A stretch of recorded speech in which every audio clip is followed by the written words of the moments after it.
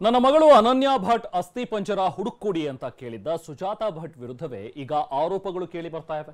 ಹೋರಾಟಗಾರರನ್ನೇ ಯಾಮಾರಿಸಿದ್ರಾ ಅನ್ನೋ ಮಾತುಗಳು ಕೂಡ ಹರಿದಾಡ್ತಾ ಇವೆ. ಇತ್ತ ತಿಮರೋಡಿ ಜೈಲ್ ಸೇರಿದ್ರೆ ಗಿರೀಶ್ ಮಟ್ಟಣ್ಣನವರ ಮೇಲೆ ಎಫ್ಐಆರ್ ದಾಖಲಾಗಿದೆ. ಇನ್ನು ಯೂಟ್ಯೂಬರ್ ಸಮೀರ್ ನಾಳೆ ವಿಚಾರಣೆಯನ್ನು ಎದುರಿಸಬೇಕಿದೆ. ಈ ಕುರಿತ ಒಂದು ರಿಪೋರ್ಟ್ ಇಲ್ಲಿದೆ ನೋಡಿ. ಹೋರಾಟಗಾರರಿಗೆ ಸುಳ್ಳು ಹೇಳಿ ಯಾಮಾರಿಸಿದ್ರ ಸುಜಾತಾ ಭಟ್. ಇನ್ನು ಎಸ್ಐಟಿ ಆಯ್ತು, ಅವರಾಯ್ತು, ನಾವಿನ್ನು ಅವರ ಕೇಸ್ನಲ್ಲಿ ತಲೆ ಹಾಕಲ್ಲ. ಸುಜಾತಾ ಭಟ್ ನಂಬಿದ್ದು ನಮಗೆ ಮುಳುವಾಯಿತು ಎಂದ ಜಯಂತ್. ಗೊಂದಲ, ಒಬ್ಬೊಬ್ಬರ ಹೇಳಿಕೆಯು ಒಂದೊಂದು ರೀತಿ. ಧರ್ಮಸ್ಥಳ ಸುತ್ತುತ್ತಿರುವ ಪ್ರಕರಣಗಳೆಲ್ಲ ಗೊಂದಲಗಳ ಗೂಡಾಗಿವೆ. ಏನೋ ಮಾಡಿಬಿಡ್ತೀವಿ ಅಂತ ಮುಂದೆ ಬಂದವರೆಲ್ಲ ಸಿಡಿಯದ ಪಟಾಕಿಗೆ ಬೆಂಕಿ ಇಟ್ಟ ಪರಿಸ್ಥಿತಿಗೆ ಸಿಲುಕ್ತಿದ್ದಾರೆ. ನನ್ನ ಮಗಳಲ್ಲಿ ಅಸ್ಥಿಯಾಗಿ ಸಿಕ್ಕಿದ್ರೆ ಏನಾದರೂ ಅವಳನ್ನು ನಾನು ಸನಾತನ ಹಿಂದೂ ಬ್ರಾಹ್ಮಣ ಪ್ರಕಾರ ನಾನು ಸಂಪ್ರದಾಯದಂತೆ ಅವಳ ಅಸ್ಥಿ ಸಿಕ್ಕಿದ್ರೆ ಎಲ್ಲಿಯಾದರೂ DNA ಟೆಸ್ಟ್ ಮಾಡಿ ಏನಾದರೂ ಅವಳ ಆತ್ಮಕ್ಕೆ ಶಾಂತಿ ಕ್ರಿಯಾಕರ್ಮಗಳನ್ನು ಮಾಡಿ. ಇದು ಕೆಲ ದಿನಗಳ ಹಿಂದಷ್ಟೇ ಸುಜಾತಾ ಭಟ್ ಆಡಿದ್ದ ಮಾತು. ನನ್ನ ಮಗಳು ಅನನ್ಯ ಭಟ್ ಅಸ್ಥಿಪಂಜರವನ್ನ ತಂದುಕೊಡಿ, ಸನಾತನ ಹಿಂದೂ ಧರ್ಮದಂತೆ ಅಂತ್ಯ ಸಂಸ್ಕಾರ ಮಾಡ್ತೀನಿ ಅಂದಿದ್ಲು. ಇದು ಭಾರಿ ಚರ್ಚೆಗೂ ಕಾರಣವಾಗಿತ್ತು. ಆದ್ರೆ ಇಂಟರ್ವಲ್ನಲ್ಲೇ ಕತೆಗೆ ಟರ್ನಿಂಗ್ ಸಿಕ್ಕಿದೆ. ಹೋರಾಟಗಾರರಿಗೂ ಸುಜಾತಾ ಭಟ್ ಸುಳ್ಳು ಹೇಳಿ ಯಾಮಾರಿಸಿದ್ರು ಅನ್ನೋ ಮಾತುಗಳು ಕೇಳಿ ಬರ್ತಿವೆ. ಕೆಲ ದಿನಗಳ ಕಾಲ ಮಹೇಶ್ ಶೆಟ್ಟಿ ತಿಮರೋಡಿ ಮನೆಯಲ್ಲಿಯೇ ಸುಜಾತಾ ತಂಗಿದ್ರು. ಆಗ ಹೋರಾಟಗಾರರು ಅನನ್ಯ ಭಟ್ ಇದ್ದಳು ಎಂಬ ದಾಖಲೆ ಕೊಡುವಂತೆ ಕೇಳಿದ್ದಾರೆ. ಆದ್ರೆ ದಾಖಲೆ ಕೊಡಲು ಸುಜಾತಾ ತಡಕಾಡಿದ್ದಾರೆ. ಇದರಿಂದ ತಿಮರೋಡಿ ಮನೆಯಿಂದ ಗೇಟ್ ಪಾಸ್ ಕೊಡಲಾಗಿತ್ತು ಎನ್ನಲಾಗಿದೆ. ಈ ಬಗ್ಗೆ ಪ್ರತಿಕ್ರಿಯಿಸಿರುವ ಸಾಮಾಜಿಕ ಹೋರಾಟಗಾರ ಜಯಂತ್, ಇನ್ಮುಂದೆ ಅವರ ಪ್ರಕರಣಗಳಲ್ಲಿ ತಲೆ ಹಾಕಲ್ಲ ಅಂತ ಹೇಳಿದ್ದಾರೆ. ನನಗೆ ಇವಾಗ ಸ್ಟಾರ್ಟಿಂಗ್ ಹೇಳುವಾಗ ಮನೆಯೆಲ್ಲ ಅಲ್ಲಿ ಅವರ ಯಾರೋ ಬಂದು ಎಲ್ಲ ಬೆಂಕಿ ಹಾಕಿದ್ರು, ಅದಕ್ಕೆ ಯಾವುದು ಮನೆ ಇರಲಿಲ್ಲ ಅಂತೇಳಿ ಎಲ್ಲ ಸರಿ ನಾವು ನಂಬಿಕೆ ಯಾವುದು ಆಗಿರ್ಬೋದು, ಅವರ ಜಾಗ ಏನೋ ಹೋಗಿದೆ ಅದು ಆಗಿರ್ಬೋದು, ನಾವು ನಂಬಿದೆ ಸರ್. ಏನಿದ್ರು SIT ತನಿಖೆ ಮಾಡಬೇಕಲ್ಲ ಸರ್, ಅದಕ್ಕೆ ತಾನೇ ಕೊಟ್ಟಿರೋದು. ಅದರ ಮಧ್ಯದಲ್ಲಿ ಇವರು ಸುಳ್ಳಲ್ಲ ಹೇಳಿದ್ರೆ ಅದ್ರ ನಮ್ಮ ತೇಜೋದೆ ಮಾಡಿದ್ರೆ ನಿಮ್ಮ ಮಗಳು ಮಂಗಳೂರಲ್ಲಿ ಎಜುಕೇಷನ್ ಮಾಡ್ರಿ ಅಂತ ಹೇಳ್ತಾರೆ 7ನೇ ಕ್ಲಾಸ್ವರೆಗೆ. ಒಂದು ವಿಷಯ ಮಾಡಿ ನಮಗೆ ಹೋಗೋಣ, ನಾನು ಬರ್ತೀನಿ ಆ ಸ್ಕೂಲ್ಗೆ ಹೋಗಿ ವಿಚಾರಣೆ ಮಾಡೋಣ ಕೇಳೋಣ ಅಂತೇಳಿ.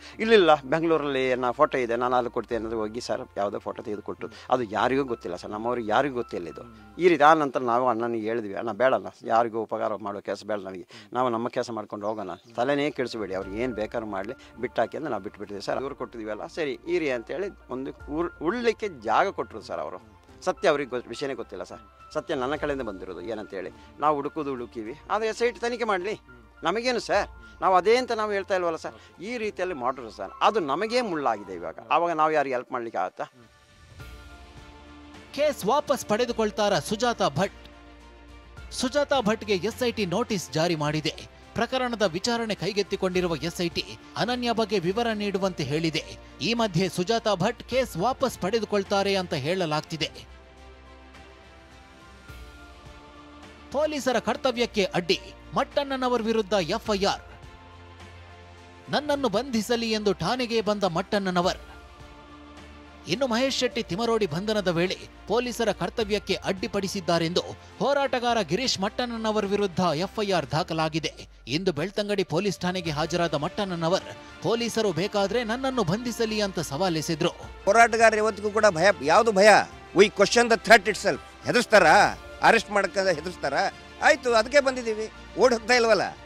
ಇತ್ತ ತಿಮರೋಡಿ ಬಂಧನದ ಬಗ್ಗೆ ಪ್ರತಿಕ್ರಿಯಿಸಿರೋ DCM DK ಶಿವಕುಮಾರ್, ಯಾರೇ ಮಾತನಾಡಿದ್ರೋ ಕಾನೂನು ಪ್ರಕಾರ ಕ್ರಮ ಎಂದಿದ್ದಾರೆ. ಅವ್ರ ಬಗ್ಗೆ ಅವೇಳಕರು ಮಾತಾಡಿದ್ರು, ನಾವು ತೀರ್ಮಾನ ಮಾಡಿದೀವಿ, ಒಳಿಕ್ ಹಾಕ್ಬೇಕು, ಕಾನೂನು ಪ್ರಕಾರ ಕೈಗೊಳ್ಬೇಕು, ಆ ಥರ ಎಲ್ಲ ಹಂಗೆಲ್ಲ ಮಾತಾಡ್ಬಾರ್ದು. ಯಾರೇ ಆಗಲಿ ಲೀಡ್ರು, ಏನು ದಾಖಲೆ ಇದೆ ಅವನ ಹತ್ರ? Politically we may've 100 differences. ಹಂಗಂತ ಒಬ್ಬನ್ನ ನಮ್ಮ ವಿರೋಧಿಗಳನ್ನ ಅವ್ನು ಯಾರೋ ಆ ಥರ ಮಾತಾಡ್ತಾನೆ ಅಂತ ನಾವು ಖುಷಿ ಪಡೋದಲ್ಲ. ಇವತ್ತು ಅವ್ನು ಮಾತಾಡ್ತಾಳೆ, ನಾನು ನಮ್ಮ ಮಾತಾಡ್ತೇನೆ. ಹಿಂದೆ ಚೀಫ್ ಮಿನಿಸ್ಟರ್ ಮಾತಾಡಿದ, ನಮಗೂ ಮಾತಾಡಿದ. We will not allow this. ಮತ್ತೊಂದೆಡೆ ಯೂಟ್ಯೂಬರ್ ಸಮೀರ್ಗೂ ಗಲಭೆಗೆ ಪ್ರಚೋದನೆ ನೀಡಿದ ಆರೋಪದಲ್ಲಿ ಸಂಕಷ್ಟ ಎದುರಾಗಿದೆ. ಕೋರ್ಟ್ನಿಂದ ನಿರೀಕ್ಷಣಾ ಜಾಮೀನು ಸಿಕ್ಕಿದ್ರೂ ನ್ಯಾಯಾಲಯ ಹಲವು ಷರತ್ತು ವಿಧಿಸಿದೆ. ಪ್ರಕರಣಕ್ಕೆ ಸಂಬಂಧಿಸಿದ ಸಾಕ್ಷ್ಯ ನಾಶ ಮಾಡುವಂತಿಲ್ಲ, ಅಗತ್ಯವಿದ್ದಾಗ ವಿಚಾರಣೆಗೆ ಹಾಜರಾಗಬೇಕೆಂದು ಕಂಡೀಷನ್ ಹಾಕಿದೆ. ಇದೆಲ್ಲದರ ನಡುವೆ ಬೆಳ್ತಂಗಡಿ SIT ಕಚೇರಿಯಲ್ಲಿ ಮಾಸ್ಕ್ ಮ್ಯಾನ್ನ ವಿಚಾರಣೆ ನಡೆಸಲಾಗಿದೆ. ಉತ್ಖನನ ನಡೆಸಿರೋ 17 ಪಾಯಿಂಟ್ಗಳ ಬಗ್ಗೆ ಮತ್ತಷ್ಟು ಮಾಹಿತಿ ಸಂಗ್ರಹಿಸಲಾಗಿದೆ. ಆದರೆ ಮಾಸ್ಕ್ ಮ್ಯಾನ್ ಇನ್ನೂ ತಾನು ಹೂತಿಟ್ಟ ಜಾಗಗಳ ಬಗ್ಗೆ ಮತ್ತೆ ಆತ್ಮವಿಶ್ವಾಸ ತೋರಿಸುತ್ತಿದ್ದಾನೆ. ಹೀಗಾಗಿ ಮೂಳೆಗಳು ಕರಗಿರೋ ಸಾಧ್ಯತೆಗಳ ಬಗ್ಗೆ SIT ಚರ್ಚೆ ನಡೆಸಿದೆ. ಸದ್ಯ ಈ ಎಲ್ಲ ಪ್ರಕರಣಗಳಲ್ಲಿ ಯಾವುದು ಸತ್ಯ ಯಾವುದು ಸುಳ್ಳು, ಯಾರದು ಸರಿ ಯಾರದು ತಪ್ಪು ಅನ್ನೋದೇ ಯಕ್ಷ ಪ್ರಶ್ನೆಯಾಗಿದೆ. ಅಶೋಕ್ ಜೊತೆ ಪೃಥ್ವಿರಾಜ್, TV9 ದಕ್ಷಿಣ ಕನ್ನಡ.